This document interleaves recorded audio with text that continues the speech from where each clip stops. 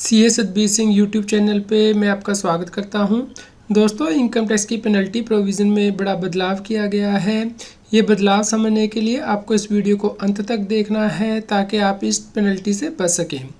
दोस्तों, यदि अभी तक आपने सीए सतबीर सिंह चैनल को सब्सक्राइब नहीं किया है तो जल्दी से सब्सक्राइब कर लीजिए, नोटिफिकेशन बेल भी प्रेस कर दीजिए ताकि आपको इनकम टैक्स के रेगुलर अपडेट मिलते रहें। दोस्तों, इनकम टैक्स एक्ट के अंतर्गत सेक्शन 271C दिया गया है, जो कि यह कहता है कि यदि व्यक्ति टीडीएस नहीं काटता है और वो टीडीएस काटने के लिए लायबल था या फिर कम टीडीएस काटता है तो उस केस में उसके ऊपर पेनल्टी लगाई जा सकती है। यानी कि जो पेनल्टी का अमाउंट होगा वो टैक्स के अमाउंट होगा जो कि व्यक्ति ने नहीं काटा है या फिर गवर्नमेंट को पे नहीं किया है। इसके अलावा इनकम टैक्स एक्ट के अंतर्गत ये भी प्रोविज़न दी गई थी कि यदि व्यक्ति ये टीडीएस गवर्नमेंट को जमा नहीं करता है तो उस केस में प्रोसिक्यूशन की जा सकती है। दोस्तों, इनकम टैक्स एक्ट में सेक्शन 194R दिया गया है, जो कि यह कहता है कि यदि कोई बेनिफिट या परक्विजिस प्रोवाइड किए जाते हैं बिजनेस और प्रोफेशन के लिए तो उस केस में टीडीएस काटा जाएगा। इसके अलावा सेक्शन 194S दिया गया है, जो कि यह कहता है कि यदि वर्चुअल डिजिटल एसेट्स कि ट्रांसफ़र की जाती है तो उस केस में भी पेमेंट करने से पहले टीडीएस काटना होता है। इसके अलावा एक और नया सेक्शन 194BA इंसर्ट किया गया है इनकम टैक्स एक्ट में, यानी कि यदि ऑनलाइन गेम्स के लिए पेमेंट की जाएगी विनिंग पे तो नेट विनिंग पे टीडीएस काटा जाएगा। तो दोस्तों, पहले हम ये सेक्शन समझ लेते हैं, उसके बाद पेनल्टी को समझेंगे कि यदि आपने कौन सी नॉन कॉम्प्लायंस की है तो आपको पेनल्टी लगेगी। दोस्तों, इनकम टैक्स एक्ट में सेक्शन 194R इंसर्ट किया गया था 1 जुलाई 2022 से, जो कि यह कहता था कि यदि बिजनेस और प्रोफेशन के एक्सरसाइज के दौरान यदि आप किसी को कोई बेनिफिट या परक्विजिस पे करेंगे, भले ही वो मनी में कन्वर्टेबल हो या फिर नहीं हो, तो उस केस में आपको बेनिफिट या परक्विजिस प्रोवाइड करने से पहले टीडीएस काटना है। तो यदि कोई बिजनेसमैन किसी रेजिडेंट व्यक्ति को कोई बेनिफिट या परक्विजिट प्रोवाइड करेगा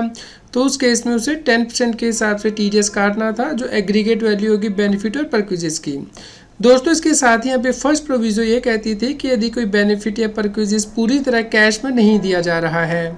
यानी कि कुछ अमाउंट तो कैश में दिया जा रहा है, कुछ इन काइंड दिया जा रहा है या फिर पूरी तरह से इन काइंड दिया जा रहा है। मान लीजिए किसी डीलर के लिए आप कोई होटल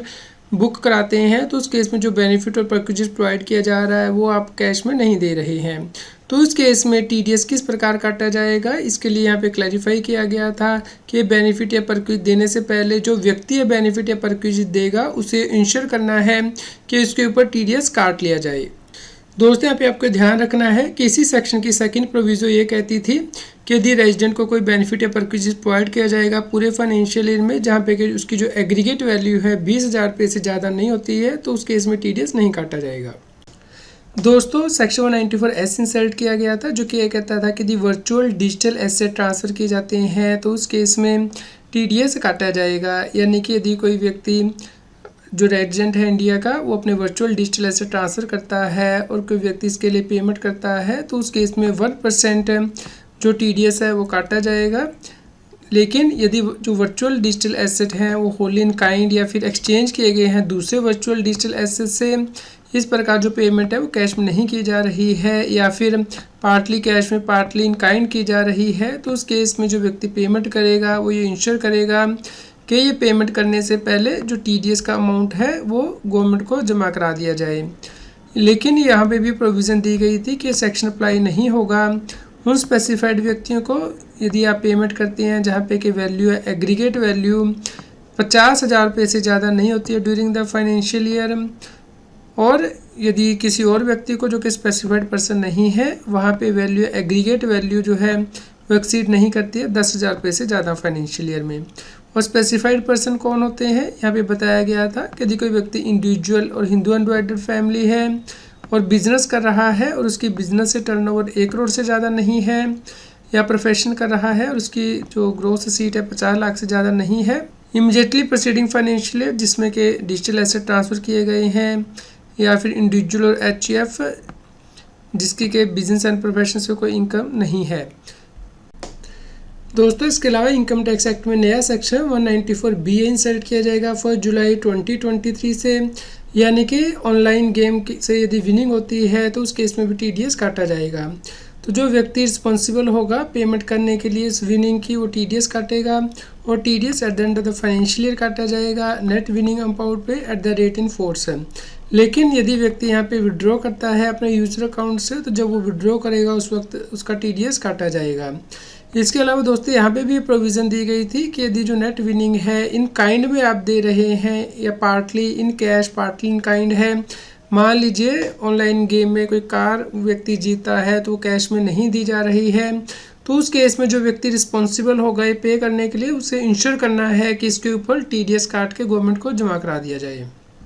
तो दोस्तों अब हम दोबारा से इस सेक्शन पे आ जाते हैं कि पेनल्टी की प्रोविज़न में क्या बदलाव किया गया है। दोस्तों इनकम टैक्स एक्ट के अंतर्गत पेनल्टी और प्रोसिक्यूशन की प्रोविज़न तो दी गई है, लेकिन यदि व्यक्ति इन काइंड में पेमेंट करता है तो उस केस में पेनल्टी कैसे लगेगी, इसके लिए प्रोविज़न नहीं दी गई है। इस प्रकार जो सेक्शन 194S में लिखा गया था कि यदि वर्चुअल डिजिटल एसेट्स के लिए जो पेमेंट की जाएगी वो इन काइंड की जाएगी, या फिर सेक्शन 194R में दिया गया है कि बेनिफिट ऑफ एक्विजिशन काइंड में पे किए जाएंगे, या फिर अब जो नया सेक्शंस ऑनलाइन गेम का दिया गया है कि यदि ऑनलाइन गेम के लिए जो विनिंग है वो इन काइंड में दी जाएगी, तो या फिर partly in cash partly in kind में दी जाएगी, तो उस केस में पेनल्टी की प्रोविज़न कैसे अप्लाई होंगी, इसके लिए कोई प्रोविज़न नहीं दी गई थी। इसीलिए अब इनकम टैक्स एक्ट में अमेंडमेंट की गई है। तो दोस्तों अब यदि कोई व्यक्ति ये इन काइंड में पेमेंट करेगा और उसके ऊपर TDS नहीं काटेगा या फिर कम काटेगा, जैसा कि सेक्शन 194R की प्रोविज़न में दिया गया है या फिर सेक्शन 194S की प्रोविज़न में दिया गया है, तो उस केस में उसके ऊपर पेनल्टी लगाई जा सके, इसके लिए सेक्शन 271C में ये जो प्रोविज़न है सेक्शन 194R और 194S की उसे इंसर्ट किया गया है, उसकी रेफरेंस दी गई है। तो अब यदि व्यक्ति इन काइंड में पेमेंट करेगा और TDS नहीं काटेगा, कम काटेगा, तो उस केस में जो TDS के अमाउंट होगा उसके इक्विवेलेंट पेनल्टी लगाई जा सकती है सेक्शन 271C के अंतर्गत। इसके अलावा जो प्रोसिक्यूशन की प्रोविज़न है वो भी लॉन्च की जा सकती हैं, यानी कि सेक्शन 276B में भी अमेंडमेंट की गई है। दोस्तों ये अमेंडमेंट 1 अप्रैल 2023 से इफेक्टिव होंगी। दोस्तों यदि ऑनलाइन गेम की जो नेट विनिंग है उसका अमाउंट इन काइंड में आप देते हैं और उसके ऊपर जो TDS है वो नहीं काटते हैं,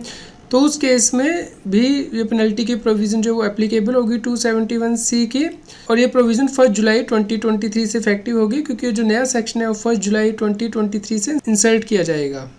दोस्तों एक और पेनल्टी इनकम टैक्स एक्ट में इंसर्ट की जाएगी, यानी कि यदि फाइनेंशियल ट्रांजैक्शन के बारे में मिस रिपोर्टिंग की जाएगी अकाउंट होल्डर के द्वारा, तो उस केस में पेनल्टी लगाई जा सकती है। दोस्तों अकाउंट होल्डर के द्वारा फाइनेंशियल इंस्टीट्यूशंस को सेल्फ सर्टिफिकेशन देना होता है, जैसे कि country of tax, residency extra के बारे में, तो इसके लिए पहले इनकम टैक्स एक्ट में कोई पेनल्टी नहीं दी गई थी, लेकिन अब नई पेनल्टी को इंट्रोड्यूस किया जाएगा, यानी कि यदि अकाउंट होल्डर अब इनएक्यूरेट या गलत इन्फॉर्मेशन देगा तो उस केस में उसके ऊपर 5,000 रुपये तक की पेनल्टी लगाई जा सकती है। ये पेनल्टी इन एडिशन होगी जो कि फाइनेंशियल इंस्टीट्यूशन के ऊपर लगेगी यदि वो गलत इन्फॉर्मेशन देता है। दोस्तों यहाँ पे ये भी बताया गया है कि फाइनेंशियल इंस्टीट्यूशंस इस प्रकार की पेनल्टी को अकाउंट होल्डर से रिकवर कर सकता है, या फिर जो उसके पोजीशन में मनी है अकाउंट होल्डर की वहाँ से रिकवरी की जा सकती है। उम्मीद करते हैं दोस्तों आपके लिए यह न्यूज़ यूज़फुल रही होगी। कृपया लाइक करें और शेयर करें ताकि सभी लोगों तक ये जानकारी पहुंच पाए और वो इनकम टैक्स की कॉम्प्लायंस कर पाएँ। रेगुलर GST और टैक्स अपडेट के लिए इस चैनल को सब्सक्राइब करें। फ्रेंड्स आप TDS, इनकम टैक्स, GST और अकाउंटिंग सॉफ्टवेयर ऑडिट ट्रेल के साथ कॉम्प्लायंस आसानी से कर सकते हैं। इन सॉफ्टवेयर के डेमो देखने के लिए आप हमें मोबाइल नंबर के साथ ईमेल कर दीजिए taxil@gmail.com पर। आप हमें Telegram app CA Satbir Singh Taxil पर ज्वाइन कर सकते हैं ताकि आप GST और इनकम टैक्स के रेगुलर अपडेट अपने मोबाइल पर ही प्राप्त कर सकें।